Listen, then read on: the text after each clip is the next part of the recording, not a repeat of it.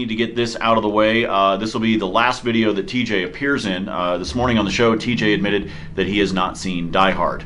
So he is fired. Guys, the Nuggets are absolutely Jekyll and Hyde when it comes to playing at home or playing on the road. We know that there are certain things that we can excuse away about how this team is playing because there is no Paul Millsap, there is no Nikola Jokic. But, Shawn, the dramatic difference between how they're playing on the road and playing at home is the most glaring obstacle right now for this team. Yeah, it's a team that's over 500. They're 13-11 now, but they're 3-9 on the road, and that's against everybody. And they're not it's the way they're losing that's concerning. If you lose on the road to a good team, whatever. But it's when you're getting blown out on the road, when you're surrendering 40 and 22 to DeMarcus Cousins, who's capable of doing that, but they didn't have Anthony Davis, so they had injuries as well. So for the Nuggets, they've got to find a way to get that right if they intend to be in the playoff chase. Even if they were near 500, they'd be a top 4 seed.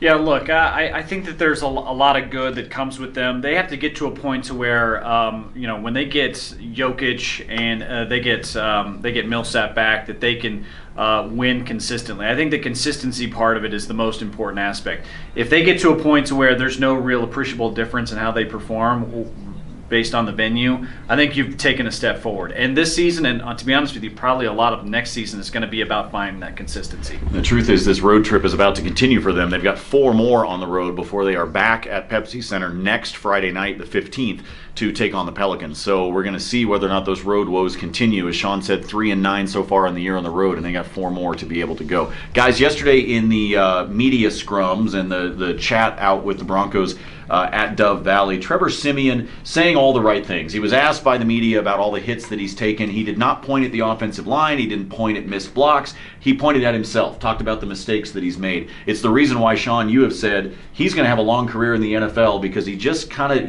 he may not have all the skill set, but he does and says the right things. Well, look, any sort of good leadership is really taking the blame and understanding of what you can do. If you point out that the offensive line is bad, which it is, there's nothing that actually Trevor Siemian can do about it. So instead he focuses on the things he can do to change. And that's actually the best way to handle it. Not only for everybody as an athlete, but especially as a quarterback trying to lead an offense. Yeah, and look, I think Simeon has a good personality for that position. He takes responsibility for the things he does not do well, which is really good. But, at the end of the day, I think he's probably not a member of the organization moving forward because he lacks that potential that GMs really crave in quarterbacks.